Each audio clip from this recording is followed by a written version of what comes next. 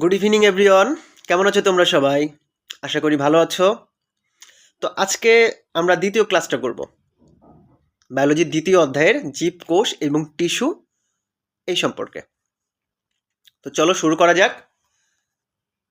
এখন দ্বিতীয় অধ্যায় তোমাকে কেন পড়তে হবে, এটা কী কারণে গুরুত্বপূর্ণ?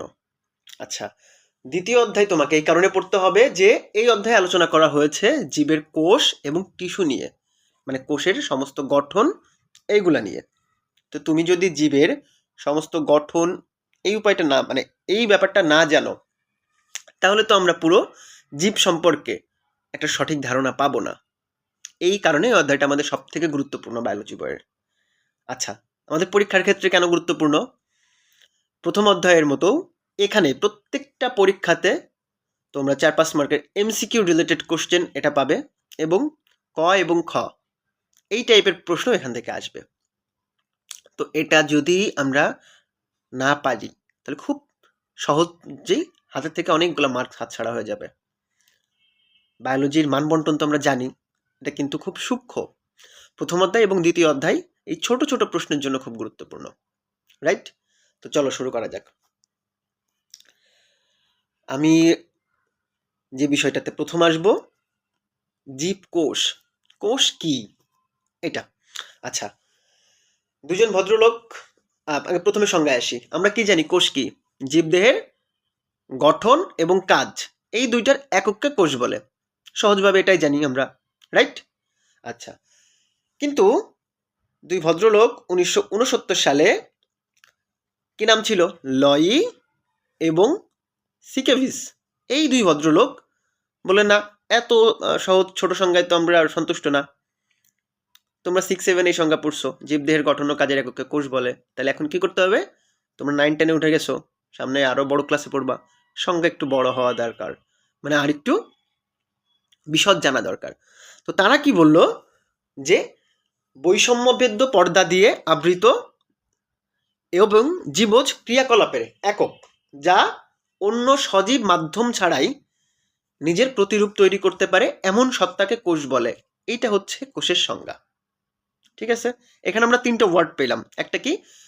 বৈষম্যভেদ্য পর্দা, আচ্ছা, জীবের ক্রিয়াকলাপ এবং অন্য সজীব মাধ্যম। এই যে 3টা টার্ম, এটা কি? প্রথমে তো আসি বৈষম্যভেদ্য পর্দা। বৈষম্যভেদ্য পর্দা হচ্ছে এমন একটা পর্দা যে জীবের কোষ প্রাচীরের উপর থাকে, রাইট? সেল ওয়াল যেটা, যা দ্বারা দ্রাবক অণু ভেতরে পরিবহন করতে পারে, কিন্তু দ্রাব অণু পারে না। মানে এরা সবাইকে ভেতরে ঢোকায় না, বৈষম্য তৈরি করে, রাইট? হ্যাঁ, এটা হচ্ছে বৈষম্যভেদ্য পর্দা, যারা যে পর্দা ভেদ করে সবাই ঢুকতে পারবে না। যেমন ধরো কি, আমরা চা ছেঁকি, সেকনিতে কি হয়, চা ঢালছি, লিকুইডটা বা যেটা গলে গেছে চায়ের সাথে সেইটা কিন্তু আলাদা হয়ে যাচ্ছে, কিন্তু চা পাতা কিন্তু থেকে যাচ্ছে। এটা হচ্ছে বৈষম্যভেদ্য পর্দা। আমাদের সেল ওয়ালটাও এরকম। আচ্ছা, আর একটা কি ছিল? জীবের ক্রিয়াকলাপের একক। আমাদের দেহে যত কাজ হচ্ছে সব কিছু কিন্তু এই কোষ, এই বেটা মেনটেন করতেছে। সূক্ষ্ম একক, সব কিছু এই কোষে পৌঁছে তারপরে রিয়াক্ট হচ্ছে। এই যে দেখো, আমরা হাতে স্পর্শ করলাম, এটা কি আমাদের ব্রেন টের পাচ্ছে না? স্পর্শ করছি এখানে, ব্রেন টের পেয়ে গেল। আমাদের হাতের যে কোষ, এই যে উপরের অংশ, এটা গ্রহণ করতেছে স্নায়ু কোষের মাধ্যমে গিয়ে আমাদের মস্তিষ্কে, নিউরন সেলে গিয়ে এটা আঘাত করতেছে, দেন আমরা এটা টের পাচ্ছি। তাহলে কোষ কি? জীবের সব কার্যকলাপের একক, রাইট? আমরা যে বড় হচ্ছি, একটা জীব সূক্ষ্ম একটা কোষ ছিল, সেখান থেকে ধীরে ধীরে ধীরে ধীরে একাধিক কোষ রূপান্তরিত হইতে হইতে বৃহৎ বড় হইতেছে, রাইট? তাহলে জীবের সকল যে ক্রিয়াকলাপ তার একক, এবং যা অন্য সজীব মাধ্যম ছাড়াই প্রতিরূপ তৈরি করতে পারে। প্রতিরূপ মানে কি? একটা কোষ থেকে দুইটা কোষ, দুইটা থেকে চারটা, এই যে বিভাজনটা হওয়া, এটা হতে পারে। তার জন্য তার কোনো সজীব মাধ্যমের প্রয়োজন হয় না। গাছে কি পানি দিচ্ছি, গাছ বৃদ্ধি পাচ্ছে, রাইট? আচ্ছা, এটার জন্য এক্সট্রা কোনো সজীব কোনো কালচারের প্রয়োজন হয় না, এরা নিজেরাই নিজের প্রতিরূপ তৈরি করতে পারে। বুঝলে? তাহলে সংজ্ঞা কি দাঁড়ালো? যে বৈষম্যভেদ্য পর্দা দিয়ে আবৃত এবং জীবজ ক্রিয়াকলাপের একক, যা অন্য সজীব মাধ্যম ছাড়া নিজের প্রতিরূপ তৈরি করতে পারে এমন সত্তাকে কোষ বলে। ক্লিয়ার? কোষ আর ভুল হবে? হোপফুলি আর ভুল হবে না। আমরা সেকেন্ড একটা পোর্শনে আসি, সেটা কি ছিল? কোষের প্রকারভেদ। আচ্ছা, আমি একটু তোমাদেরকে বলে রাখি, আমি যেহেতু ট্যাবে পড়াচ্ছি তোমাদেরকে, তো সেক্ষেত্রে আমাকে বারবার ওই পয়েন্ট আউট করার জন্য ট্যাবে তাকাতে হচ্ছে। হ্যাঁ, তোমাদের সাথে আই কন্ট্যাক্ট মিস হচ্ছে, এটা আসি নেক্সট। এবার কি? কোষের প্রকারভেদ। কোষ কিভাবে প্রকারভেদ হয়েছে? আচ্ছা, কোষ হচ্ছে দুইটা বৈশিষ্ট্যের উপর ভিত্তি করে কোষকে প্রকারভেদ করা হয়েছে। একটা কি? তার আকার আকৃতি, অর্থাৎ গঠন এবং কাজ। গঠন এবং কাজের ভিত্তিতে কোষকে দুই ভাগে ভাগ করা হয়েছে। আচ্ছা, প্রথমে হচ্ছে গঠনের ভিত্তিতে কোষ দুই প্রকার। সেটা কি কি? আদিকোষ, আমরা ফার্স্ট অধ্যায়ে পড়েছিলাম, আদিকোষ এবং প্রকৃত কোষ, অর্থাৎ প্রোক্যারিওটিক সেল এবং ইউক্যারিওটিক সেল। প্রোক্যারিওটিক সেল কি? যে কোষের নিউক্লিয়াস সুগঠিত না, নিউক্লিয় পদার্থ থাকে, অর্থাৎ ডিএনএ আরএনএ অণু থাকে, কিন্তু নিউক্লিয়াসটা সুগঠিত না। সুগঠিত নিউক্লিয়াসের মধ্যে কি থাকে? ফার্স্ট অধ্যায়ে বলেছিলাম, দেখো, ক্রোমাটিন তন্তু, ডিএনএ আরএনএ, নিউক্লিওলাস, ক্রোমোজোম, পুরো যে ব্যাপারটা নিউক্লিয়াসের সেটা থাকে। এখানে সেটা সুগঠিত না। এবং এখানে কি আছে? এই সব কিছু নিউক্লিয় যে বস্তুগুলো সাইটোপ্লাজমের ভিতরে, একটা কোষের ভিতরে ছড়ানো ছিটানো আছে, রাইট? এখানে কি কি থাকছে না? প্লাস্টিড থাকছে না, মাইট্রোকন্ড্রিয়া থাকছে না, এন্ডোপ্লাজমিক রেটিকুলাম এটা থাকছে না, এগুলো কিছুই নেই, রাইট? তবে রাইবোজোম থাকছে, কারণ ওদের শরীরেও তো শ্বসনের প্রয়োজন, পুষ্টির প্রয়োজন, এই জন্য রাইবোজোম থাকছে। এবং ডিএনএ অণু থাকে, যেমন কি আমরা বলেছিলাম নীলাপ সবুজ শৈবালে, এরা হচ্ছে আদিকোষী। আচ্ছা, এবার কি? প্রকৃত কোষী। প্রকৃত কোষী জীব কারা? যাদের নিউক্লিয়াস সুগঠিত। আমরা একটা ডিম কল্পনা করি, একটা ডিম ভাঙলাম, ভেঙে বাটিতে রাখলাম, কুসুম এবং চারপাশের যে জেলি অংশটা, এইটা মনে করো কুসুমটা হচ্ছে নিউক্লিয়াস, এটা কি গোল অবস্থায় আছে না, সুগঠিত, রাইট? এরা হচ্ছে সুকেন্দ্রিক কোষ। এবার যদি ডিমটাকে আমরা ঘুটে দিই, তাহলে কি নিউক্লিয়াসের যে অংশটা, আমরা কুসুমটা পুরাটা ছাড়াই গেল, এরা হচ্ছে আদিকোষ। ক্লিয়ার? অর্থাৎ যে কোষের নিউক্লিয় বস্তু, অর্থাৎ সাইটোপ্লাজমীয় অঙ্গাণু সব সুগঠিত একসাথে সুন্দর মতো অবস্থায় আছে, তারা হচ্ছে, বলো কি? প্রকৃত কোষী। যাদের ঘুটে গেছে, অর্থাৎ ছড়ানো ছিটানো অবস্থায় আছে, কিছু উপাদান অনুপস্থিত, তারা হচ্ছে আদিকোষী। ক্লিয়ার? বোঝা গেল? ম্যাক্সিমাম জীবকোষই হচ্ছে প্রকৃত কোষী। আমাদের জীবকোষ কি আদিকোষ না প্রকৃত কোষ? ডেফিনেটলি প্রকৃত কোষ। তাহলে প্রকৃত কোষে কি কি থাকছে? ক্রোমোজোমের ডিএনএ থাকছে, আচ্ছা, প্রোটিন থাকছে, হিস্টোন এবং নন হিস্টোন, এটা দুই ধরনের প্রোটিন অংশ থাকছে, এবং অন্যান্য সকল উপাদান থাকছে, রাইবোজোম, মাইট্রোকন্ড্রিয়া, তারপরে এন্ডোপ্লাজমিক রেটিকুলাম, গলগি বডিজ, সব কিছুই প্রাককেন্দ্রিক সুকেন্দ্রিক কোষের ভেতরে থাকছে। ক্লিয়ার? এখান থেকে প্রশ্ন কি কি হতে পারে? কোষ কি এবং আদিকোষ ও প্রকৃত কোষের মধ্যে পার্থক্য কি, বা আদিকোষ ও প্রকৃত কোষ কাকে বলে, এই প্রশ্ন তোমাদের এখান থেকে হতে পারে। কাজের ভিত্তিতে কোষ হচ্ছে দুই ধরনের, একটা কি? দেহকোষ এবং জনন কোষ। দেহকোষ কি? সহজ কথা, দেহের গঠনে যে কোষ অংশগ্রহণ করে তারা দেহকোষ। এরা এই যে আমাদের হাত পা, চোখ মুখ কান, পুরা গাছ, হ্যাঁ, সব কিছু, এই যে চুল, এই প্রত্যেকটা দেহের অঙ্গাণু অঙ্গ যে কোষ দ্বারা গঠিত তাকে দেহকোষ বলা হচ্ছে। জনন কোষ কি? যে কোষগুলো জীবের প্রজননে, অর্থাৎ জনন ক্রমে অংশগ্রহণ করে, সেগুলা হচ্ছে জনন কোষ। আচ্ছা, এদের ভেতরে দুইটা অংশ হচ্ছে কি বলি তোমাকে, দেহকোষের বিভাজনটা হয় মাইটোসিস কোষ বিভাজনের মাধ্যমে। আচ্ছা, আর জনন কোষের বিভাজন কিভাবে ঘটে? মিওসিসের মাধ্যমে। এই দুইটা জিনিস মনে রাখবা। জনন কোষ কারা? মেল গ্যামেট এবং ফিমেল গ্যামেট, ঠিক আছে, অর্থাৎ পুংজনন কোষ এবং স্ত্রী জনন কোষ। গুড। এখন আমরা আসি যে জনন মাতৃকোষে একটা বিষয় আমরা একটু বলে রাখি, জনন মাতৃকোষে দেহকোষের যে ক্রোমোজোম সংখ্যা তার থেকে জনন মাতৃকোষে ক্রোমোজোম সংখ্যা অর্ধেক হয়, মানে সরি, জনন কোষের ক্রোমোজোম সংখ্যা অর্ধেক হয়, জনন মাতৃকোষের থেকে অর্ধেক হয়, এটা মনে রাখবা। অর্থাৎ আমরা হচ্ছে কি? ডিপ্লয়েড প্রাণী, জনন কোষে হ্যাপ্লয়েড, একটা থাকে। আমরা নেক্সট অধ্যায়তে গিয়ে যখন কোষ বিভাজন পড়ব তখন হ্যাপ্লয়েড এবং ডিপ্লয়েড এই দুইটা বিষয় আলোচনা করব। আচ্ছা, এখানে একটা জিনিস মনে রাখবা তোমরা যে জীবের প্রথম কোষ কি হয়, মানে তার জন্মক্ষেত্রের মেল গ্যামেট এবং ফিমেল গ্যামেট এই দুইটা মিলে জাইগোট সৃষ্টি হয়, এটাই হচ্ছে জীবের প্রথম কোষ। এখন আমরা আসি একটা কোষ দেখতে কেমন এটা একটু দেখি। এইটা দেখো, এটা হচ্ছে কি উদ্ভিদ কোষ, রাইট? এই যে রাউন্ড শেপ যেটা, এটা উদ্ভিদ কোষ। আচ্ছা, এই যে শেপটা যেটা মাছের আইসের মতো, এটা হচ্ছে প্রাণী কোষ, রাইট? আচ্ছা, আমরা একটা কাজ করি, আমরা এটার আর কিছু ছবি দেখি।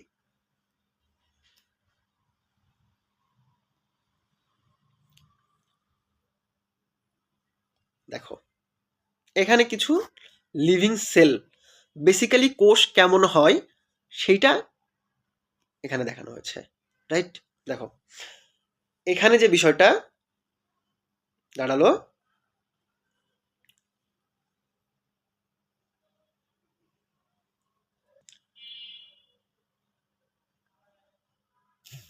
দেখো এইটা হচ্ছে একটা জীবের এইচডি, মানে কোষের যে এইচডি রূপ হাই ডেফিনিশনে। দেখো এই যে গোল অংশ যেটা, এই যে পুরো অংশ, এইটা কি একটা কোষের নিউক্লিয়াস। তাহলে কোষের ভিতরে নিউক্লিয়াস কি অবস্থায় থাকে? এই যে পুরো কোষটাতে দেখো যে কোষের মানে প্রত্যেকটা অঙ্গাণু কিভাবে অবস্থান করে সেটা এখানে দেখানো হয়েছে, রাইট? এবার দেখো এখানে এই যে অংশটা, এটা কি মাইক্রোকন্ডিয়া। আমরা এটাকে যদি একটু জুম করি, এটা হচ্ছে জীবের মাইক্রোকন্ডিয়া। দেন যদি একটু জুম আউট করি, এটা পুরো কোষ। এই যে দেখো অংশটা, এটা হচ্ছে এন্ডোপ্লাজমিক রেটিকুলাম, যেটা নিউক্লিয়াসের গায়ে ছবির ভিতরে আছে, ঠিক আছে? আর এই যে ছোট ছোট অংশগুলা, আরও যে পদার্থগুলো রয়েছে সেগুলা, এই যে সেল ওয়াল, কোষ প্রাচীর, এই যে অংশটা, এটা হচ্ছে কোষ প্রাচীর, ঠিক আছে? কোষটা কিন্তু দেখতে এক্স্যাক্ট এরকম টাইপেরই হয়, ঠিক আছে? আচ্ছা, এটা একটা কোষের সম্পূর্ণ রূপ দেখলে। নেক্সট আরেকটা দেখো, এটা ছিল পুরা কোষ, এবং এইটা এই কোষটাকে একটু আংশিক কেটে দেখানো হচ্ছে যে ভেতরে কি অবস্থায় থাকছে। নিউক্লিয়াস, মাইট্রোকন্ডিয়া, রাইবোজোম, আদার্স যে উপাদানগুলো রয়েছে সেই জিনিসগুলো কিভাবে আছে, এটা হচ্ছে কোষের সেই এইচডি রূপটা। আচ্ছা, নেক্সট দেখো আরেকটা, এই কোষটার নিউক্লিয়াসটাও কেটে দেখানো হয়েছে যে নিউক্লিয়াসের ভেতরে এটা কেমন। কোষের ভিতরে কিন্তু প্রত্যেকটা উপাদান এরকম ছড়ানো ছিটানোই থাকে, এবং তবে সিকুয়েন্স অনুসারে থাকে, এটা স্থানান্তর হয় না। এইটা দেখো যে আমাদের যে দেহ গঠিত হয়েছে, এখানে কোষগুলো কি অবস্থায় আছে, রাইট? আচ্ছা, এই যে একটা কোষের সাথে আর একটা কোষ লেগে রয়েছে, কিন্তু কোষের ভেতরে এই একটা দেখো অন্তঃকোষীয় ফাঁকা রয়েছে, এটাকে কোষের ভিতরে অন্তঃকোষীয় ফাঁক বলা হয়। এবং প্রত্যেকটা কোষ এইরকম আলাদা আলাদা করে কিন্তু থাকলেও একসাথে এরকম লিঙ্ক থাকে, এই সবাই একসাথে এইভাবে যুক্ত হয়ে পুরা বডি তৈরি করে, রাইট? আমাদের তাহলে সব কোষগুলো কিভাবে অবস্থান করে, এরকম একটা চিত্র। এই যে চিত্রটা তোমরা দেখতে পাচ্ছ, এই চিত্রটা হচ্ছে আমাদের কোষের স্ক্যাল, হ্যাঁ? কোষগুলো কিভাবে রয়েছে, অর্থাৎ একটা ইটের সাথে আর একটা ইট যেভাবে দিয়ে একটা ওয়াল তৈরি হয়, আমাদের সেলগুলোও ঠিক কিন্তু এভাবে মিলিত হয়। এমন না যে সেলের কোনাকুনি কিন্তু এভাবে মিলিত হচ্ছে, সেল যে একটার সাথে একটা মিশবে তারও কিন্তু একটা সিকুয়েন্স আছে। এই যে দেখো প্রত্যেকটা সেল কিভাবে মিশছে সেটা সিকুয়েন্স। নেক্সট যে চিত্রটা দেখি, এটা ছিল উপরের লেয়ার, আগের যে চিত্রটা এটা ছিল উপরের লেয়ার। এই যে চিত্রটা দেখো, একটা কোষ থেকে একটা কোষে যে কোষীয় উপাদান, পুষ্টি প্রবাহ, রক্ত, পানি, আমরা যে যে টাচ করলাম, অনুভূতি, এটা যে পৌঁছাই, তার একটা কানেক্টিভিটি প্রয়োজন হয় না? এরা হচ্ছে সেই কানেক্টর, একটা সেল থেকে আরেকটা সেলে পৌঁছানোর যে কানেক্টর, এই যে সেলগুলা এভাবে যুক্ত থাকে, ঠিক আছে? আমরা দেন একটা দেখি আগে, এটা হচ্ছে উদ্ভিদ কোষ, একটা পাতাকে মাইক্রোস্কোপের সাহায্যে এক্সট্রাক্ট করা হয়েছে, করে দেখা হচ্ছে যে পাতায় উদ্ভিদের যে সেলগুলা সেটা কেমন। এই যে সবুজ সবুজ যে অংশ, ক্লোরোফিল আছে বলে, আগে যেটা ছিল প্রাণী কোষ, ক্লোরোফিল নাই, তো যার কারণে সবুজ ছিল না। ঠিক আছে, পাতা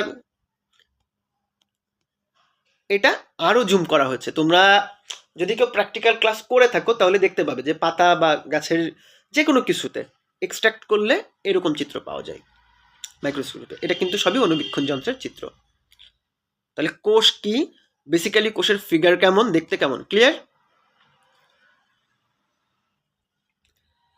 এই যে আরেকটা ছবিতে তোমরা দেখতে পাচ্ছ আমরা গাছের পাতায় যে শিরাগুলো দেখতে পাই, এটা হচ্ছে গাছের পাতার সেই শিরার অংশটা, আর এই যে গাছের সেলটা এইভাবে পাতার সাথে, মানে এগুলো কিন্তু একটা পাতারকে স্লাইস করে অণুবীক্ষণ যন্ত্রে দিয়ে দেখা।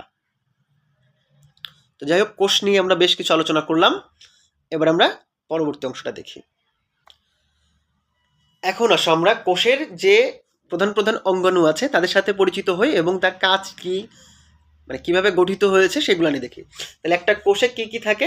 কোষ গহ্বর, কোষ প্রাচীর, প্লাজমা মেমব্রেন, নিউক্লিয়াস, সাইটোপ্লাজমীয় বস্তু, ক্রোমাটিন তন্তু, নিউক্লিওপ্লাজম, এই ইটিসি অনেক উপাদান থাকে।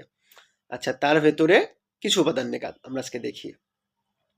কোষ প্রাচীর, কোষের বাইরের একেবারে যে পর্দাটা থাকে তাকে বলা হয় সেল ওয়াল।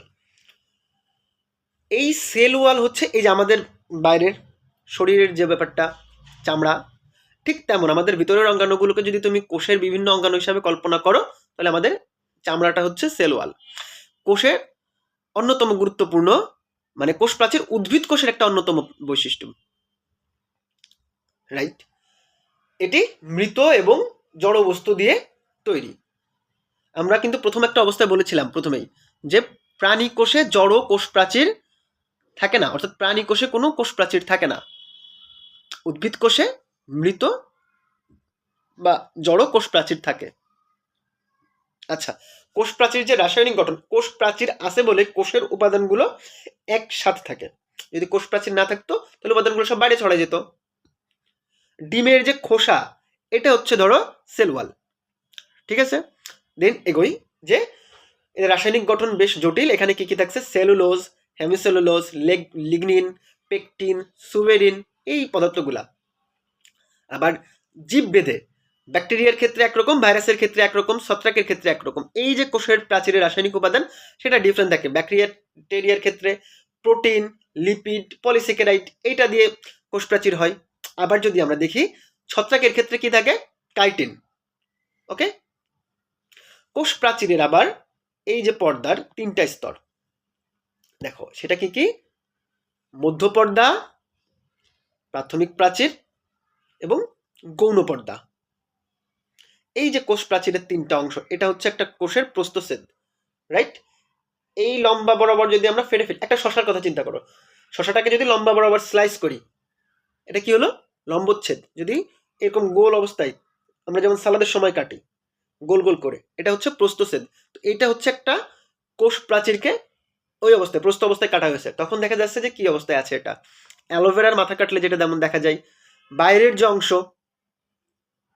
বহিঃস্তর, মাঝখানের যে জেল একটা অংশ আছে মধ্যপর্দা, তার ভেতরের অংশ আচ্ছা গৌণ পর্দা বা অন্তঃপ্রাচীর, রাইট? আচ্ছা, দেন আমরা আরেকটা অংশ আছে দেখো, এই যে কোষ প্রাচীরের পুরা গঠনটা কিন্তু ভালো মতো তোমাদেরকে পড়তে হবে। কোষ প্রাচীরের গায়ে ছিদ্র থাকে, যাকে কূপ বলা হয়। কোষ প্রাচীর কি করে? কোষকে দৃঢ়তা প্রদান করে। আচ্ছা, কোষ প্রাচীর এক স্তর বিশিষ্ট। আচ্ছা, দেন কি হয়? সরি, কষ্ট হয়ে যাচ্ছে। আচ্ছা, এরা পাশের কোষের সাথে আরেকটা কোষের মানে পরস্পরের সাথে লিঙ্ক তৈরি করে। সেই লিঙ্ক কে তৈরি করে? প্লাজমা ডেসমাটা। এটার মাধ্যমে এরা যোগাযোগ রক্ষা করে। পানি এবং খনিজ লবণ এটার চলাচল নিয়ন্ত্রণ করে। ঠিক আছে, আচ্ছা, দেন আমরা এগোই। প্রোটোপ্লাজম কি? এখানে আমরা দুইটা শব্দ পড়বো, একটা হচ্ছে প্রোটোপ্লাজম আর একটা সাইটোপ্লাজম। প্রোটোপ্লাজমটা কি?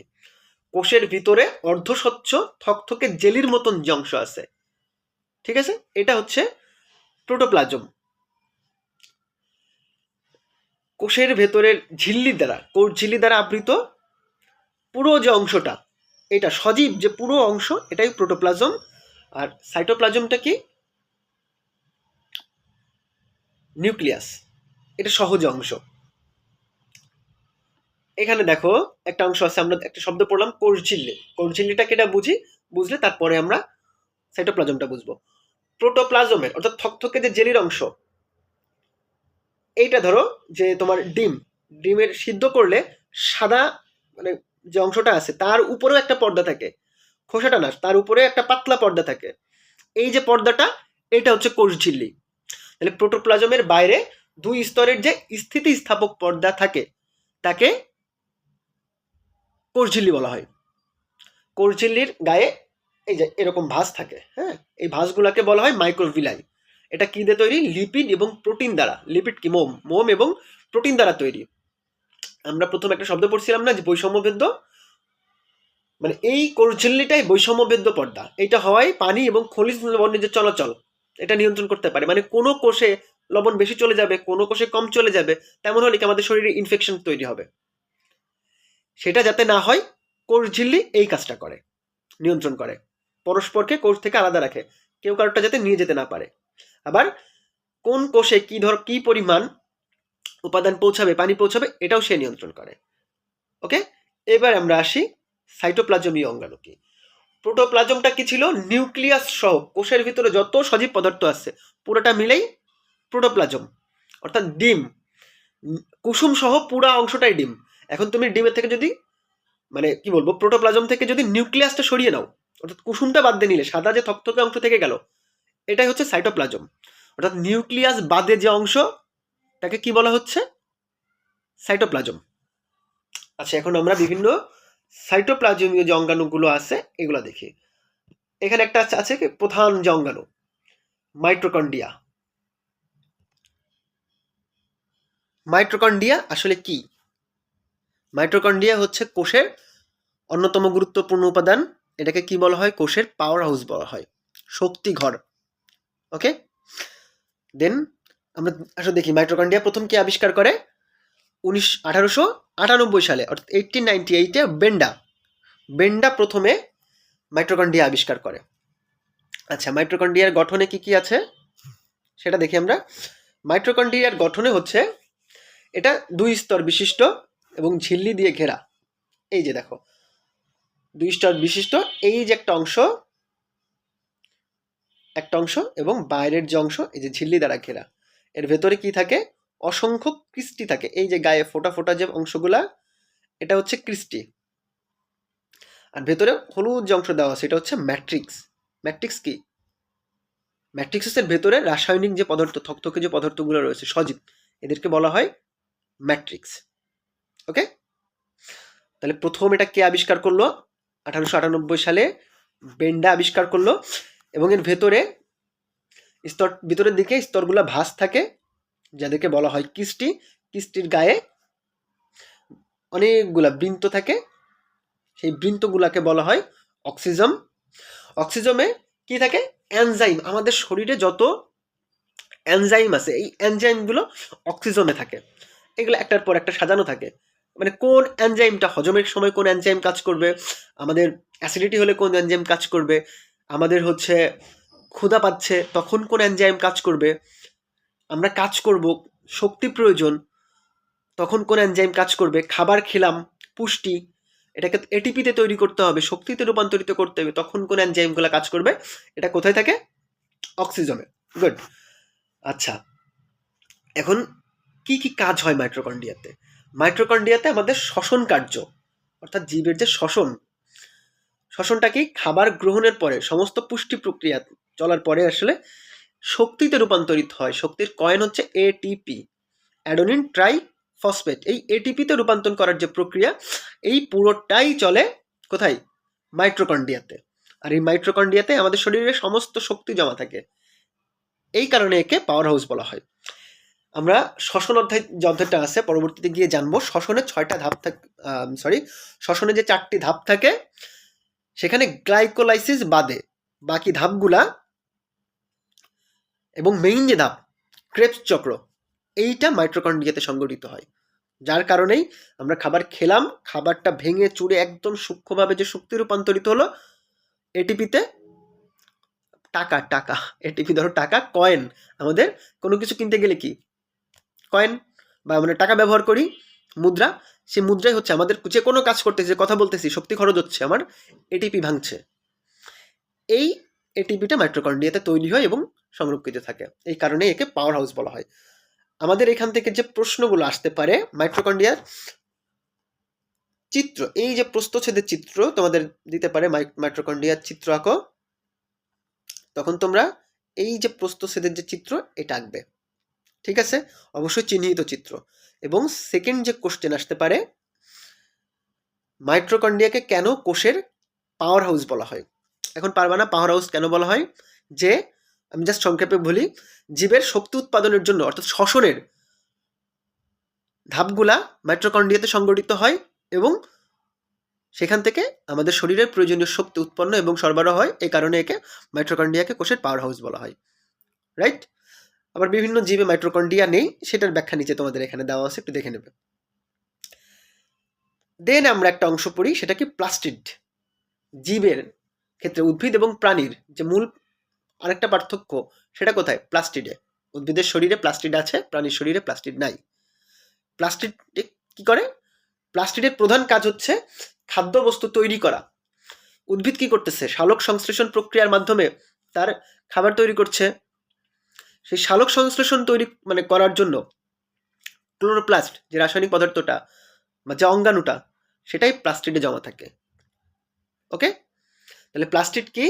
খাদ্য তৈরি করে, খাদ্য সঞ্চয় করে এবং উদ্ভিদ দেহকে যে কালার অর্থাৎ বর্ণময় করে তোলে, ফুলের যে রং, পাতার যে বিভিন্ন রং, অর্থাৎ এদেরকে আকর্ষণীয় করে তোলে পরাগায়নের জন্য, ফুলকে আকর্ষণীয় করে তোলে পরাগায়নের জন্য, এই যে পুরো ব্যাপারটা এটা নিয়ন্ত্রণ করে প্লাস্টিড।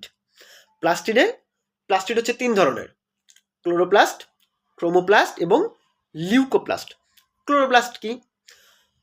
সবুজ রঙের যে প্লাস্টিড, সহজ কথায় তাকে বলা হয় ক্লোরোপ্লাস্ট।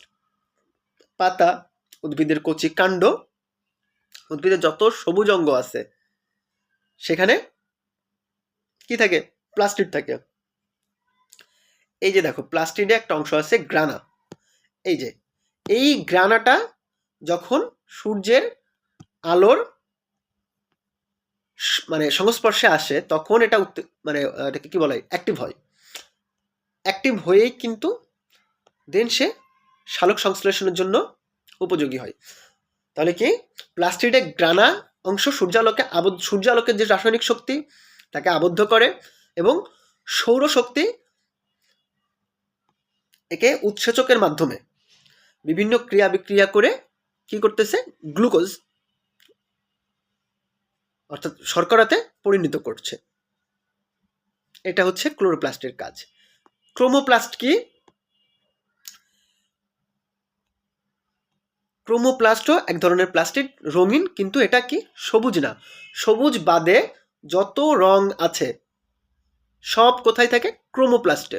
সবুজ রং ক্লোরোপ্লাস্ট, সবুজ বাদে যত রং, সবুজ রং ক্লোরোপ্লাস্ট, সবুজ বাদে যত রং ক্রোমোপ্লাস্ট, একদম বর্ণহীন যেটা লিউকোপ্লাস্ট। তাহলে ক্রোমোপ্লাস্ট কোথায় থাকে? এই যে ফুল লাল হয়, হলুদ হয়, এই যে পুরো ব্যাপারটা, এটা কারা করে? ক্রোমোপ্লাস্ট। ক্রোমোপ্লাস্টে বিভিন্ন ধরনের পদার্থ থাকে, যেমন কি জ্যান্থোফিল, ক্যারোটিন, ফায়োরিথ্রিন, ফাইকোসায়ানিন ইত্যাদি রঞ্জক পদার্থ। কোনোটা ফুলে থাকবে, কোনোটা আবার লাল, নীল, বিভিন্ন ধরনের রঞ্জক পদার্থ বিভিন্ন ধরনের ইফেক্ট ক্রিয়েট করবে, যেগুলা পরবর্তীতে উদ্ভিদ বা ফুল এগুলো রং ধারণ করে। এখন কি বলছেন ভাইয়া, বারবার বলতেছেন উদ্ভিদ রং ধারণ করে? আমরা লাল লাল কিছু উদ্ভিদ দেখি না, অর্নামেন্টাল প্লান্ট, পাতাবাহার উদ্ভিদ যেগুলো, সেখানে এই ক্রোমোপ্লাস্টের অংশ থাকে। ওকে, ডান। আচ্ছা, লিউকোপ্লাস্ট কি? লিউকোপ্লাস্টে কোনো ধরনের রঞ্জক পদার্থ থাকে না, অর্থাৎ কালার থাকে না। এইসব কোষ কখনো সূর্যের আলোর কাছে পৌঁছায় না। মাটির নিচে যে অংশ আছে, শিকড়, হ্যাঁ, এই শিকড়ের অংশ, উদ্ভিদের ভেতরে, ফুলের ভেতরে যে ভ্রূণটা, গোড়ায় বীজের ভেতরে যে অংশটা থাকে, এই যে অংশগুলো এরা সূর্যালোকের কাছে পৌঁছায় না। এই অংশে যে প্লাস্টিড থাকে তাকে বলা হয় লিউকোপ্লাস্ট। এদের প্রধান কাজ কি? খাদ্য সঞ্চয় করা, প্রশ্ন আসবে কি, ক্লোরোপ্লাস্টের প্রধান কাজ কি, ক্রোমোপ্লাস্টের কাজ কি, লিউকোপ্লাস্টের কাজ কি, এটা তোমাদের প্রশ্ন আসতে পারে এমসিকিউতেও, ক বিভাগেও। ওকে, আমরা আর একটা অংশ পড়ব আজকে, সেটা হচ্ছে গলগি বডি। গলগি বডিটা কি? এই গলগি বডিটা মানে প্রধানত প্রাণী কোষে দেখা যায়, প্রাণীদের থাকে। কিছু অংশ, প্লাস্টিডের যে অংশটা আমরা দেখলাম ওটা কোথায় ছিল? উদ্ভিদ কোষে। আর এই গলগি বডিতে থাকবে হচ্ছে প্রাণী কোষে। হ্যাঁ, তবে কিছু ক্ষেত্রে উদ্ভিদ কোষেও এটা দেখা যায়। এদের প্রধান কাজ কি? যে এরা বিপাক কার্যে, কোনো কোনো আমাদের শরীরের যে বিপাকীয় কাজ, অর্থাৎ খাবার গ্রহণের পরে সেটা প্রসেস করে পুষ্টিতে রূপান্তর করার যে প্রক্রিয়া, শক্তিতে রূপান্তর করার যে প্রক্রিয়া, এই বিপাকীয় কার্যে এরা অংশগ্রহণ করে। এদেরকে বলা হয় গলগি বডিজ। ওকে, এদের সিস্টার্নি থাকে, ভেসিকল থাকে। ওকে, দেন এখান থেকে বিভিন্ন ধরনের হরমোন নিঃসরিত হয়। মেইনলি হরমোনাল যে অ্যাক্টিভিটিসগুলো আছে এটা নিয়ন্ত্রণ করে গলগি বডি। এবং প্রোটিন, আমাদের শরীরের যে প্রোটিন, এটাও এরা সঞ্চয় করে রাখে। আমাদের প্রশ্নে আসলে গলগি বডিটা এমসিকিউতে আসতে পারে, কিন্তু ডিরেক্ট রিটেন প্রশ্নে এটা খুব একটা পাওয়া যায় না। আচ্ছা, আরেকটা অংশ কি দেখো, এন্ডোপ্লাজমিক রেটিকুলাম। সেটা কি? এন্ডোপ্লাজমিক রেটিকুলামের গায়ে মানে এরা কোথা থেকে? রাইবোজোম লেগে থাকে। এই যে দেখো, আমরা কোষে একটু যাই,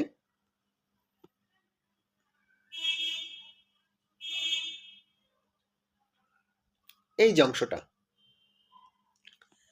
এইটা হচ্ছে এন্ডোপ্লাজমিক রেটিকুলাম।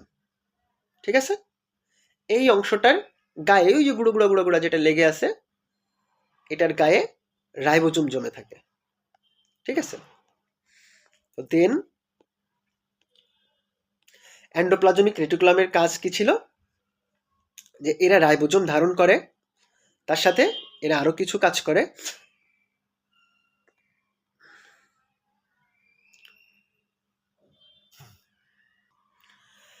এন্ডোপ্লাজমিক রেটিকুলাম যেটা, এদের মেইন কাজ হচ্ছে কি, প্রোটিন সংশ্লেষণ করে এবং শরীরে যে পুষ্টি উপাদানগুলো, অর্থাৎ মানে যে পদার্থগুলো কোষের ভেতরে থাকে সেটার যে পরিবহন, এই পরিবহন কাজটা এন্ডোপ্লাজমিক রেটিকুলাম করে থাকে।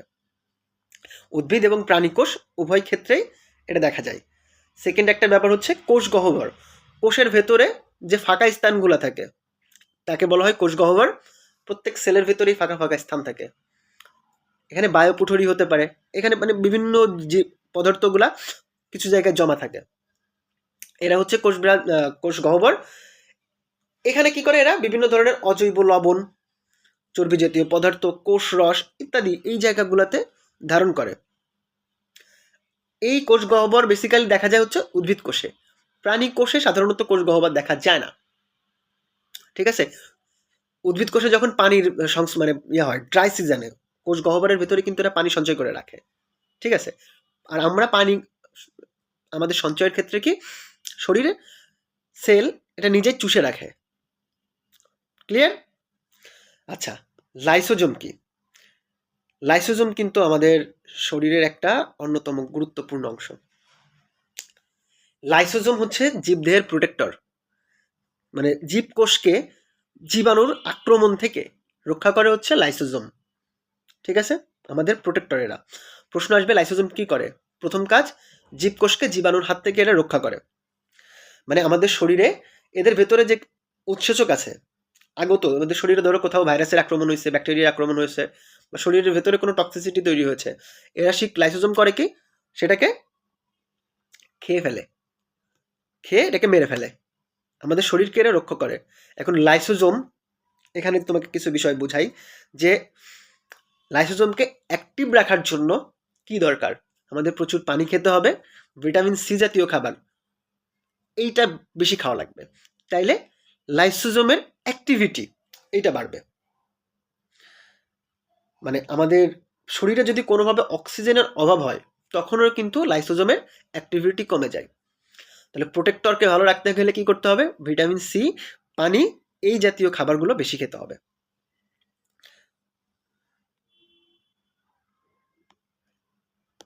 লাইসোজোমের অভাব যদি হয় আমাদের, ধরো শরীরের যে প্রত্যেকটা কোষে লাইসোজোমের অভাব হচ্ছে, আমরা কিছু কিছু জায়গায় ক্ষত দেখি না, এই জায়গাগুলোতে কি হয়, ইনফেকশন যেই জায়গাগুলোতে হয় সেই জায়গায় লাইসোজোমগুলো নষ্ট হয়ে গেছে বা মারা গেছে, তার কারণে সেখানে আমরা কিন্তু মেডিসিন ব্যবহার করি, করে প্রথমে জীবাণুটাকে মেরে ফেলে মেডিসিন, দেন লাইসোজোমকে সক্রিয় করে তোলে, তারপরে গিয়ে কিন্তু এই বিষয়টা হিলিং হয়। লাইসোজোমের কাজ কি, আমাদের জীব দেহকে জীবাণুর হাত থেকে রক্ষা করে। তো আজকে আমরা মোটামুটি এই পর্যন্তই পড়ব। প্রথমে আমাদের কি ছিল, এই যে অংশগুলো ছিল জঙ্গাণুগুলো পড়লাম, এটা ঝিল্লি আছে, পরের অংশে গিয়ে আমরা ঝিল্লি অর্থাৎ পর্দাবিহীন যে অংশগুলা সেগুলা নিয়ে আলোচনা করব। ঠিক আছে, এখান থেকে তাহলে তোমাদের কি কি প্রশ্ন হতে পারে? এখান থেকে প্রশ্ন হতে পারে উদ্ভিদ কোষ কি, প্রাণী কোষ কি, উদ্ভিদ কোষ ও প্রাণী কোষের মধ্যে পার্থক্য কি, কোষ কাকে বলে, কোষ প্রাচীরের বর্ণনা দাও, মাইটোকন্ড্রিয়াকে কেন কোষের পাওয়ার হাউস বলা হয়, এই যে অংশগুলা, এই প্রশ্নগুলো তোমাদেরকে এখান থেকে আসতে পারে। প্লাস্টিড কি, ঠিক আছে, তারপরে প্লাস্টিডের অংশগুলা কি, সাইটোপ্লাজম কি, প্রোটোপ্লাজম কি, আদিকোষ কি এবং প্রকৃত কোষ কি, আদিকোষ এবং প্রকৃত কোষের মধ্যে পার্থক্যগুলা কি কি, এই প্রশ্নগুলা এখান থেকে হতে পারে। তো আশা করি তোমরা বুঝতে পেরেছো। এই ক্লাসটা দেখার পরে তোমরা একটু বইটা স্টাডি করবে, দেন আমি আশা করি মোটামুটি তোমরা এটা বুঝে যাবে। আমরা নেক্সট অধ্যায়তে ঝিল্লি সহ নিউক্লিয়াস বা আধার যে অঙ্গাণুগুলো আছে এগুলা নিয়ে আলোচনা করব।